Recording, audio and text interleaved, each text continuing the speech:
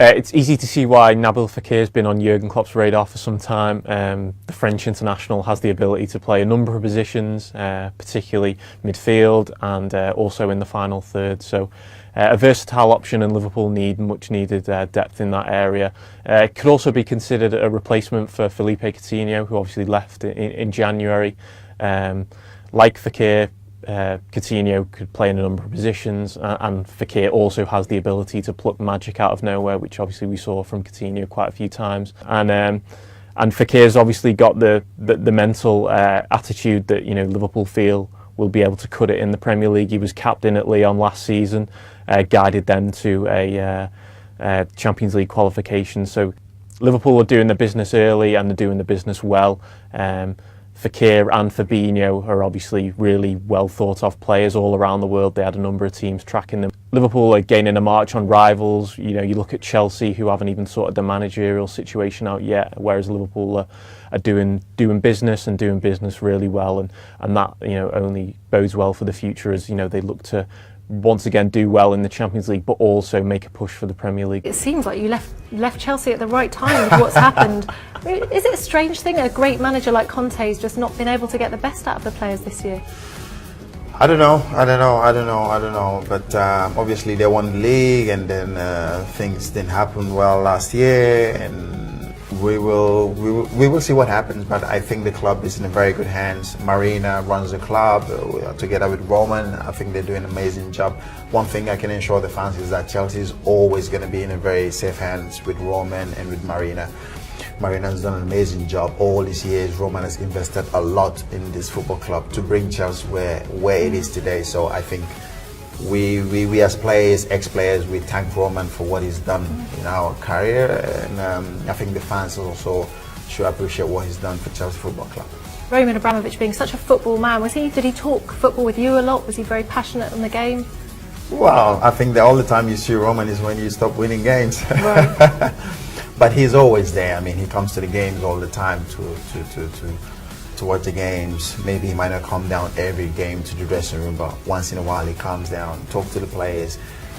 Comes to Cobham as well, to the training ground, to see the players. I mean, with Roman, you never know when he's coming in, and he likes to surprise us. And he loves his football. He's passionate about his football. He's invested a lot into the game, into Chelsea, and I hope he can continue to do that for many, many more years to come and remain a Chelsea owner, because this club needs Roman, and that's simple as that. And I'm sure with Marina and Roman, they will always make this club. In Copenhagen, Denmark, with the Mexico preview of their last friendly match against Denmark before the World Cup next week in Russia. Tom Marshall and John Sutcliffe. Tom, are we going to see a lineup that Osorio might be using in their World Cup debut, or is he going to hide a lot of things?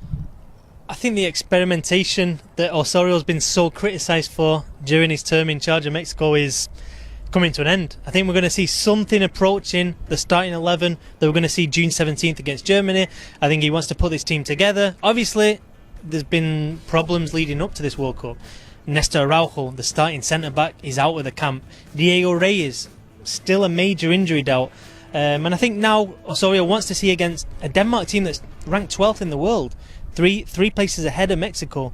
I think Juan Carlos Osorio is going to want to see a team basically that plays.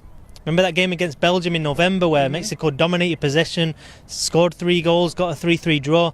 I think that's the objective. I think number one, make sure the team, the injuries for Andres Guardado, for Hector Moreno, that they're 100% ready for the Germany game. And then obviously the big one, Diego Reyes, is where's he at leading into this World Cup?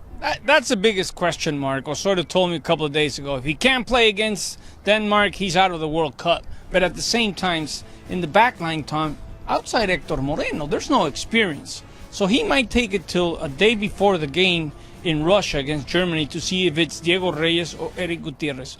Mucha fiesta, a lot of parties, a lot of tabloids come out about the Mexican team not behaving after the game in Estadio Azteca against Scotland. Is it going to help them unite the team? Is it going to affect them? I think it's not ideal. I mean, going into a World Cup and all these stories come out like the tabloid Mexican press. This isn't the normal Mexican press. This is definitely the tabloid, the extreme, the paparazzi. And the players have been, they've been pictured doing what they were doing. It was a day off though. It wasn't they were supposed to be in camp. They missed training and they were going partying.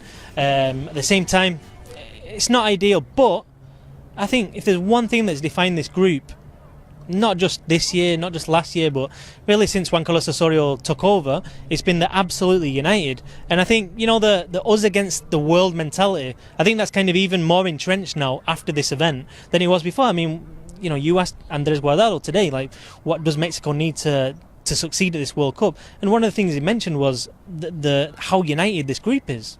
Yeah, they got to control better their emotions, no excuses, and see if they can get it done. Their last friendly match on Saturday against Denmark, and then it's time to start giving results next week against the world champion Germany team, where Mexico will debut in the World Cup in Russia. From Copenhagen, Denmark, Tom Marshall, John Sutcliffe, ESPN. For your chance to win a share of $40,000, be sure to go over the website and fill out your match predictor. Right then, a match predictor first, as we're doing it across the Atlantic Ocean. Thousands of miles separate us, Jules, but let's see if this will work. I'm sure it will, no problems. Let's start off with the group stages. Uruguay, Egypt, no problem. You've got Portugal going out in the group, Morocco going through. What's the thinking there, Jules? Yes, I really like this Morocco squad. I think they've got talented players, youngsters as well. Going forward, they're quite solid at the back. Hervé Renard, the manager, has worked his magic in Africa for many years now, for a few countries as well. And I think they can be the surprise and knock out Portugal. Wow, you got France, Peru, then Denmark going out, Argentina, Croatia going through, Brazil, Switzerland, Germany, Mexico, Belgium, England, and then Colombia, Senegal, which would set up this beautiful bracket. Let's take you through then the knockout stages. Oh, look at this. Spain against Egypt. I wonder what the talking point would be in that tie. Who would you have, Jules? Spain, I like the Salah Ramos reunion if you want. Yeah, Ramos hat trick. I will go for Spain. Argentina, Peru. Yes.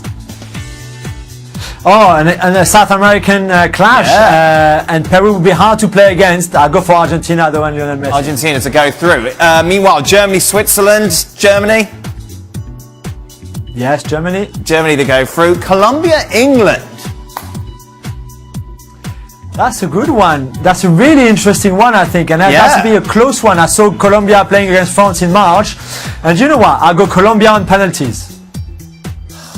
Right, good. There you go. They're through. Sorry. Right. Yeah, don't say sorry. You're not sorry. Uruguay, Morocco. Then at the other side of the bracket we go. You like Morocco. How much do you like them? I like them a lot, but not enough to be Uruguay, Luis Suarez, Edinson Cavani, and Godin. France, Croatia. Oh yeah, I went. Yeah, France go through. Brazil, Mexico. Brazil to win this one, but I expect Mexico to put a good fight. You think so? Belgium against Senegal, meanwhile. That could be fun. That could be very fun. I like this Senegal squad a lot, a bit like the Moroccan one. I think Belgium will edge it just about. Belgium to go through. Okay, let's take it through then to the quarterfinals. Uruguay, France.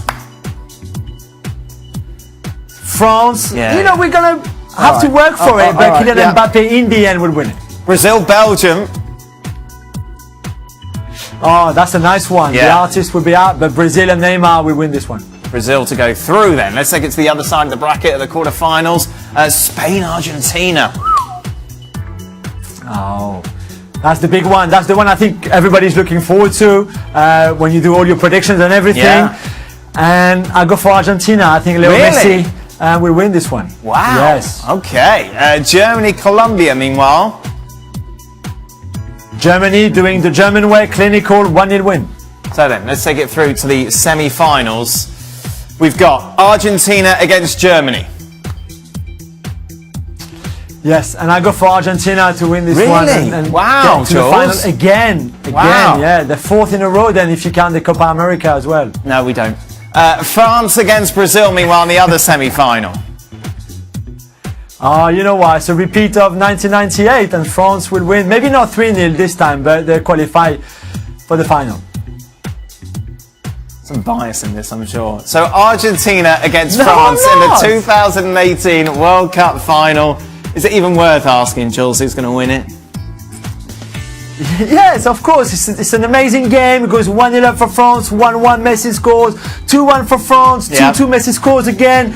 We're getting to the end of the game and Kylian Mbappe out of nowhere scores the winner for France. Julien Laurent, thank you very much for that very unbiased and objective World Cup predictor. More predictors over on the website. Let's Craig Burley breaking his down. Remember, he's got Brazil to go all the way. Or Germany. Now, Craig Burley, I seem to remember in the past you saying that Tottenham need to win trophies to persuade Kane to stay. That may happen. That may happen, but it's great for him, isn't it? That big bumper deal before you go to the World Cup. Just go and check your bank account. But why do it now? Why do it before the World Cup? Well, I think what's I'm surmising here, but I think what's happened is there's big pressure on Tottenham to start paying bigger wages to their star players. He is the star man. You've got the threats of Pochettino potentially leaving, so I think Daniel Levy has had to get this guy tied up. One, to keep Harry Kane happy. Two, to show Pochettino that he is going to move the needle financially. And three, if any suitors come along, and there's going to be lots, be it Real Madrid, Bayern Munich, teams in Italy or another team in England, that they've protected their asset in terms of the transfer fee that they can ask. So for Tottenham it works in all angles. For Harry Kane it works because, let's be honest, the contracts are hardly worth what they're written on. If Harry Kane wants to go, Harry Kane will go. So this doesn't mean much, apart from obviously Harry Kane doubling his salary. With regards to suitors, you don't feel that this is a big thing? Well, I think it allows Tottenham to play hardball more so with the Real Madrid or whoever, now that Harry Kane's on a longer contract and on bigger money, and so it protects their fee. If anything, they'll be able to ask for more and be able to drive a harder bargain. It keeps the player happy moving into a new stadium. Look, I think Harry Kane likes it at Tottenham. I think he enjoys it there. He stated that.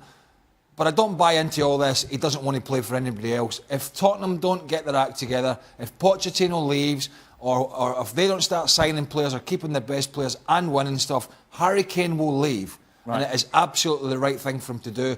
But I think that's at least 12 months down the line. What about those suggesting that maybe this is a lack of ambition from Harry Kane, that he's not willing to get out of his comfort zone? I think he will get out of it. I think he will. Why? I just don't think it's now. Why has he signed a 6-year deal then? Listen. Look, if I'm Harry Kane, I scored 10 goals at the World Cup. Yes. Everyone's going to be after me. Everyone's after him anyway. But if everyone's after him, why has he just signed a new contract? Why has he made it harder for suitors to come in? Well, he hasn't really, because you just said that he did. You just said that signing this contract means that people are going to have to pay more. I think it's made it easier for Spurs to ask for more money and drive a harder bargain. The end result will always be the same. When agents and players get involved and players become unhappy and a player wants to go, it will happen eventually as long as the money is right. I just think from this perspective is that I think Harry Kane wants at least another year. They move into the new stadium, see what happens with the manager, see what happens with signings, and if it doesn't work after that, I think in 12 months or thereabouts, Harry Kane will look to leave if Tottenham are not getting success. That being said, the risk is, as a player, you can get any sort of injury. So that is potential to happen down the line. The upside for him is he's signed the bumper contract, so financially he's secure. I think it's a win-win for all. I never felt Harry Kane would leave this summer, sign a new contract or not. I think that's 12 months. Still a Lyon player, however that move to Liverpool looks imminent. What sort of player are they getting? Well, they get a fantastic player who's had the season of his life, best season of his career with Lyon this year, with incredible numbers, but not just the goals and the assists. It's the way he took the responsibility after Lacazette left and Tolisso and Gonalon last summer, and he carried that team through, especially when they were not playing really well, by being the main guy. And I think he showed the character that he has as well as the talent that he has with Lyon this season. And I think Liverpool, where they're going to play him, that's another issue, and we can debate a lot about that, but they get a fantastic player with a wonderful left foot. Well, let's take a look at the possible. Liverpool, of course, done business early. Remember, they signed Keita last year, spent that season in Germany, now making the move to Anfield. Fabinho, of course, signed a couple of weeks ago. Fekir looks like he's moving to Anfield as well. Could be a whole new midfield. Jules, you were saying you don't know where he's playing. We've got him alongside Fabinho and Keita with, of course, Mane, Firmino and Salah up front. Is that how it could work? Yeah, so his best position is behind the striker or behind two strikers like he did in the second half of the season with Lyon this year. I might like a bit more balanced team with the three midfield, and I don't think Fekir can play like that, you know, with a holding player and two number 8s alongside Fabinho or Henderson, for example. That's not his game. But if you give him that free role as a number 10, I think he will shine there. But it just gives them another option. It's a different profile they didn't have. Also someone who's very, very easy in small spaces, which they struggle at this season, for example. When every time they were playing a team that was really deep, with no space to run in for Salah or Mane, they struggled a bit. He will give them that. His first touch is so good that he's very at ease in those small spaces, and they didn't have that before. He's very technical. And also the fact if that is the three in midfield, by the way, the midfield that gets you to the Champions League is just getting the old biff. That's true. The old Spanish archer. See you later. Rightly so, though. Well, you know, it's a cutthroat business, like any business, and if you want success, sometimes that's going to happen. I still think Henderson will have a part to play in there because he's very workmanlike. But looking at the ages of those players as well, they're all sort of either mid-20, you know, 24, 23, 24. Peak time, they're all young. They've got 4 or 5 years before they even maybe get to the peak. And you know, add that to the players that are already there. James Milner's done a great job in several positions. We know how energetic Keita is. Fabinho's can play midfielder at the back. Adam Lallana's not been fit a lot this year. So this is great. This is typical Liverpool at the moment.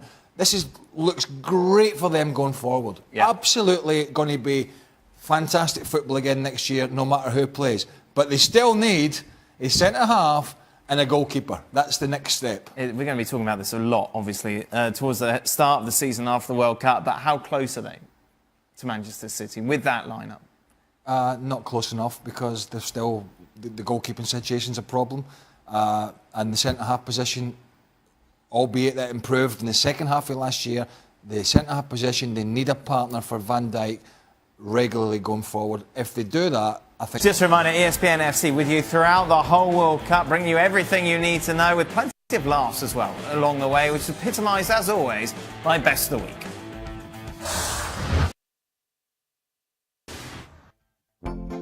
Ladies and gentlemen, 1 week to go until the World Cup starts. What? I'm ready. You're not playing. What was your number when you played? In the World Cup? Or do you Yes, I mean the World Cup. Because it was alphabetical. We're talking about That's the why World I'm Cup, asking the aren't we? question. You didn't even know it was alphabetical, did you? No, I didn't. Are you sure you know what you're talking about? You've got Kante in there for Chelsea and France. What about Kroos? Hang on, Kroos is in the team. Oh, sorry. Kroos is in the team. My eyes are not great. I'm really I've got Why you there. am I the guy picking this team? What number were you, Shaq? 1. You were number 1 goalkeeper, were you? Whoa. Is that true, Shaq? You were in third choice? Reminded me, Dad. The tough week. Well, I filled in a World Cup, didn't I, do? Right? Yes. I forgot about Neymar. And they were criticising me. I stuck up for you, by the way. And you're having a go at me. Come on, then. Who is more crucial to their team? Messi or LeBron? Without Messi, right? Yeah. Argentina don't get to the World Cup. They don't get to the World Cup. I think there's a very good chance that they still would have got to the World Cup. See, here's the problem. If you'd actually listened to the whole question I was going to ask Shaq, we wouldn't have wasted all his time. Oh, hold on. You didn't ask me the question. How could Gab listen to the whole question? There's been a lot of hoo-ha over the last 24 hours about the future. Hoo-ha? Hoo-ha is a technical term. 15 was always my number, so it was always goal. Why was it 15? I was his furthest out goal. He once scored from 15 yards, never any further. You could put a decimal point in between the 1 and 5. Well, You don't respect the elderly, and then... it made me cry. And then... So Messi doesn't play for Argentina, they wouldn't have qualified for the World Cup, correct? Agreed? Yes.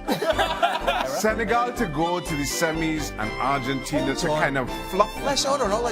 Can we get a drugs tester in here now, please? And you come and test. They're going to beat England, I'm telling you. Gab, why is everybody underestimating Belgium to win the World Cup? I was one of the first people here in England to write about the golden generation, and so I kind of have a lot riding on the fact that they actually win a major tournament. You want to go home, Shaq? No, I was just wishing I had 80 million. What would you be buying, Shaq? Wait. A one-way ticket to Trinidad and Tobago. Oh. Well, seven one-way ticket. Oh, that was a little late. Get your family. Yes, you left the family behind very quickly. I was just told pick a World Cup 11, and that's what I went. Smell a bit of BS here. Back tomorrow, Shaka's off. It's his wife's birthday. Ali's travelling to Columbus. You're going to where? Chicago. Wow. I'll be here with Craig.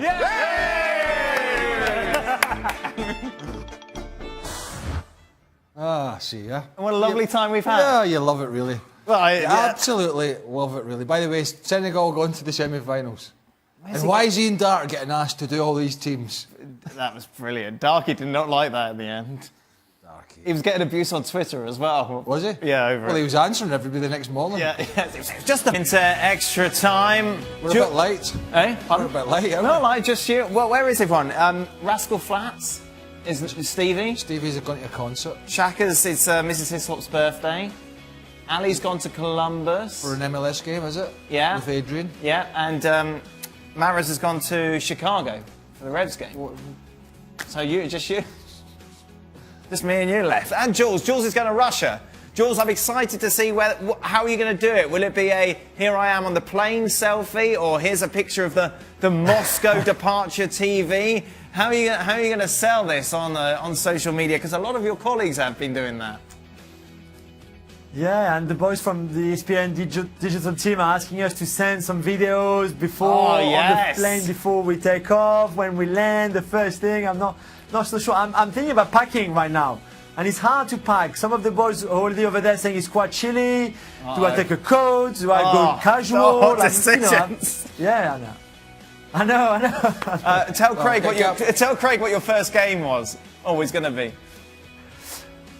Morocco-Iran, the game the whole world is waiting for. Morocco-Iran. Well, you never know. Could be a classic. There we go. I tell you what, Gavin McCarthy hasn't got that problem with the packing. No. One pair of canvas trousers, one pair of underpants. Philadelphia Eagles top. One jacket, one aerosol can. Job done. That's it. And a pair of moccasins. No socks, obviously. And a lot of espressos. Now, Julian's not really one for these selfies on Twitter. No, I haven't seen Jules. He's not really a selfie man. Really. No. That might change in Russia. Do you know these people though that are all, even with ESPN, FC Digital bosses have said videos, I get all that, but even there's lots of people out there when nobody's telling them they have to do something, are going, here's me eating a bacon sandwich. Oh, here's me going to buy a newspaper. Well, there you go. Maybe some people are interested in that. Seriously, I'd love publicity. Whatever. Will the World Cup... I'm off Twitter, you know that. I know, you're on a sabbatical, aren't you? Well, I'm not off You're Twitter. Not tweeting. I'm reading the news and the opinions of other people, but I haven't been tweeting for a few weeks. What's been the... I don't want to get myself in trouble. What's been the catalyst for this? I'm bored. You're bored, saying you're not going to tweet? I can't. Sometimes when I go on Twitter, it's not the abuse, because the abuse, I said this to you the other day, the abuse on Twitter was something that you absolutely expect. What I didn't expect was the flaunting of public people who just go out and flaunt themselves and others, telling everybody how good a job they've done. Oh. And you're the best. Because you can text people, and you can phone them. You don't have to go on Twitter and say, you're the best. No, you're the best. No, you're the best. Great work. People just like giving out compliments. Great work. Oh, I enjoyed your work. It was great. Really? It's quite sad, isn't it? Will the World Cup give us the thrills like the last Champions League, or considering counter-attacks and lots of defensive errors? I think there'll be lots of defensive errors. I think we're going to be talking a lot about VAR and its use. It's not going to be anywhere near the Champions League. It's not going to be that standard, because international football it isn't really that way. There might be the odd game, but generally it's a game of chess and it's a slower pace. Yeah, you kind of go into this, you can't have expectations too high, can you, Jules, with the calibre, of the games? No, you can't, that's true. I don't think defensive is as strong maybe as they were 4 years ago, and since then some young players, very talented ones, have emerged as well. You see it with France, you see it with Germany, for example, even with England to a certain extent. So I think we'll see some goals. I think it will be a very interesting one. Meanwhile, will Justify win the Triple Crown tomorrow? What's that? That is a horse. This is in England, isn't it? Is that the Kentucky? No, it's the Belmont tomorrow, isn't it? You've lost me. I don't follow the horses. Say won the Kentucky Derby, and what was the other one? The Preakness? I don't follow the GGs. No? You follow the F1? Yes. Who's winning the F1 at the moment? Well, nobody, because the race is on Sunday. Right, but who's leading the championship? I think you're a big fan. What's I know, wrong with you? I can't remember who's winning it. Oh, what? Who do you root for? Do you root for Lewis Hamilton? No. I just enjoy the thrill of the racing. Surely you want someone to win. I actually like, well, McLaren. Right. But they're having a tough time. Okay, who rides for McLaren these days? Fernando Alonso. Okay. Very interesting. Are you a Max Verstappen fan, Craig? Are you in with Max or are you out of Max? No. Too many accidents. I'm in with Max because he's still only 20, but he needs to have less accidents, Julian, I think. Good. Less accidents means better racing. He's very fast. You don't like Formula 1? I used to when I was growing up. I follow IndyCar as well, the American version. Oh, okay. Indianapolis 500. Wow. Gagging to go there. Look at you. Why don't you go there? I don't know. Oh. Jules, you follow the F1? Yeah, I like watching it. Yeah, I like watching it. It's Good. big in France, really big. Yeah? Yeah, we don't have a French Grand Prix now. Was it Alain Prost? Alain Prost was French, wasn't he? Yep. But everyone hated Alain Prost. Yeah, Alain Prost, yeah. Wasn't he like the enemy? Yeah, he was a bit... He was the anti-Senna. miserable, yeah, he was a bit Professor. miserable. He was very good, he was very He good. was miserable. John Alesi. John Alesi. We had John Nigel Alesi, Mansell. yeah, as well. And now we've got a few. Yeah. Esteban Ocon. Yeah. It's like a and really Sebastian rubbish Grosjean quiz as show. Now that Kane has signed a deal that is thought to double his wage structure, what are the chances Toby signs a new deal with Spurs? None. Slim. Done. Jules. Jules? Nope. No, that's No it. chance. Which World Cup team do you think will do the worst in Russia? Russia? Well, according to our SPI, they're favourites in the group to go through. Who are going to be the whipping boys? Panama. Panama? Yeah. Jules? Saudi Arabia. Yeah. I think they're pretty... I know they scored a goal today against They Germany. looked all right but today against they're Germany. pretty bad. Quite sprightly. Well... Well, all right. What is your golf handicap? Mr. Burley? It's controversial as well, It's a little apparently. bit controversial because my handicap lapsed when I left the UK in 2013, even though I play all the time with Mr. Nicol. So officially it is what? Well, officially it was 8 when I left England, but it'd been 7 for many years. So it's probably what, 5 now? Depending who's watching this clip. Right. Well, I doubt I your would friends at the say- golf club are watching. They They'd actually do. Oh my word. they got to sit Just through all that answer the F1. question. Probably about 5. 5. Jules, do you play? Yeah, well, when I left France 14 years ago, I was 3, but now I'm not so sure. Depending on who's watching me, which country I'm playing in, which course I'm playing, I play par or 2, you know, like, yeah, it depends really. Listen. I can't really say. He's the Jean Van de Velde of ESPN FC's golf team, man. Oh yeah? Shoes and socks off? Looks great, and right at the end he Yeah. bottles it. Okay, that is it. Golf, Bottles F1, horses, you've had it all today. ESPN FC returns tomorrow. I don't know who's here. Stevie be here with his Rascal Flats review. He's singing, and he's found his sweater. The one that he lost. That's another story. Ask him about it tomorrow.